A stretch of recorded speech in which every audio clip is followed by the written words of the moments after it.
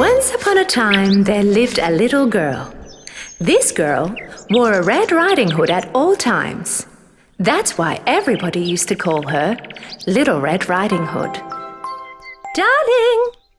Yes, Mummy? You know your grandmother is ill. Would you take her the cookies I baked and the fresh herbs I picked from the woods? Of course, Mummy, I will. The little girl, with her Red Riding Hood as always, started her journey to her grandmother's house. "Do not leave the road in the bunny forest, sweetheart," said her mother as she was leaving. Little Red Riding Hood started walking in the forest while joyously singing songs. I wonder why they call it the bunny forest. I haven't seen any bunnies along the way. Little Red Riding Hood came to a road filled with flowers. There were all kinds of colored flowers. I should pick some flowers for my grandmother. She'll be very pleased. While Little Red Riding Hood was picking the flowers, she did not realize that she was drifting away from her path. At that moment, she heard a sound coming from the bushes. Suddenly, a big bad wolf approached in front of her. Little Red Riding Hood was so scared that when she saw the wolf right in front of her eyes, she dropped the basket that she was carrying. The wolf jumped closer to her and collected the cookies she had dropped from the basket and gave them back to Little Red Riding Hood. Little Red Riding Hood was amazed by this unexpected gesture from the wolf. Thank you. Where are you heading, little girl? To my grandmother's house, the yellow house at the end of this forest. She is not feeling well, so I'm bringing her cookies and healthy herbs. Really? By the way, you can call me Little Red Riding Hood like everybody else does. I'll head on first and let your grandmother know that you're on your way so that you can continue picking up your beautiful flowers. Right at that moment, he heard a gunshot of an approaching hunter's rifle and ran away as fast as he could. Little Red Riding Hood looked around for a moment and started crying, realizing that she was lost. Hearing her crying, the hunter approached and came next to her. What are you doing alone here, little girl? It's very dangerous around here. I'm looking for a big bad wolf whom I've been hunting for a very long time.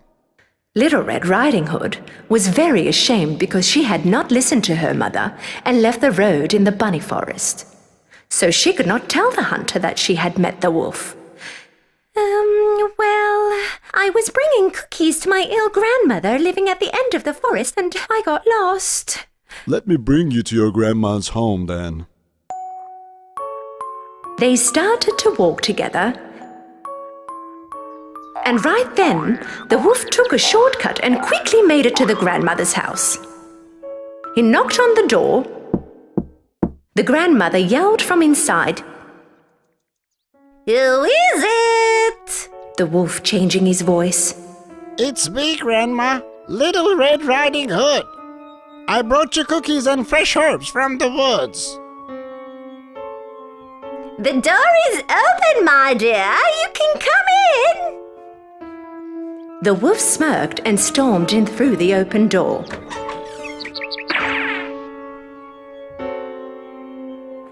When a while later, Little Red Riding Hood and the hunter arrived at the grandmother's house. Go, little girl. Go next to your grandmother as soon as possible. The hunter went back on his way.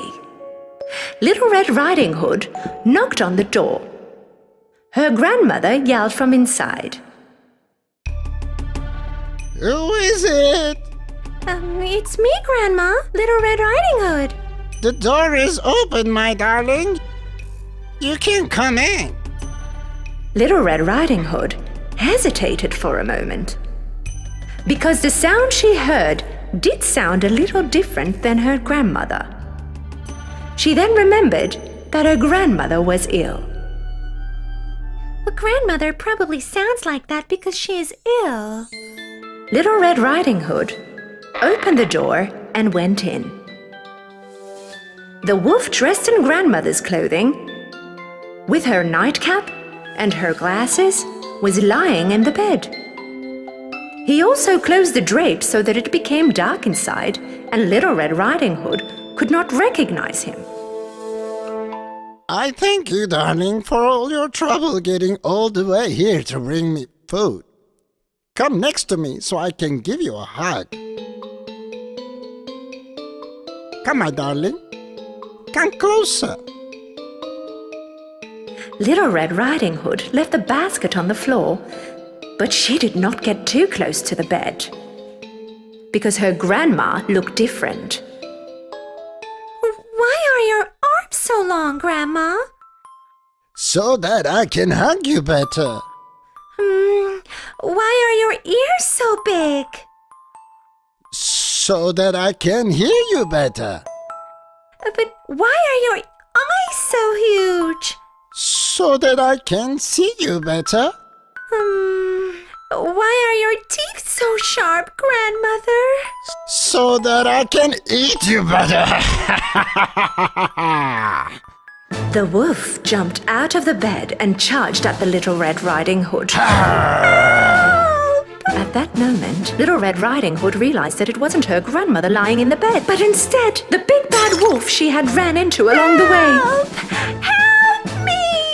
The hunter heard Little Red Riding Hood scream Help! Help me! and ran straight to the house, stormed into the open door and caught the wolf immediately.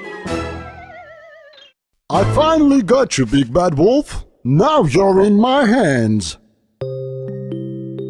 The hunter cut the wolf's belly and rescued the grandmother. Thank you for saving us, Mr. Hunter. You're welcome. But promise me, little girl, that you will never forget what your mother asks of you. With great appetite, Grandmother ate all the cookies Little Red Riding Hood had brought for her, boiled the healthy herbs to make a cup of tea, and instantly got well. Little Red Riding Hood promised her grandmother that she will never ever fall into the words of a bad wolf again. Little Red Riding Hood was walking in the forest once again, singing along merrily, as she ran into the same wolf again. The wolf was punished by the hunter to clean the forest, and he was very ashamed about what he did when he saw the Little Red Riding Hood. The bunny forest became full of joy, bunnies and flowers like it was once before.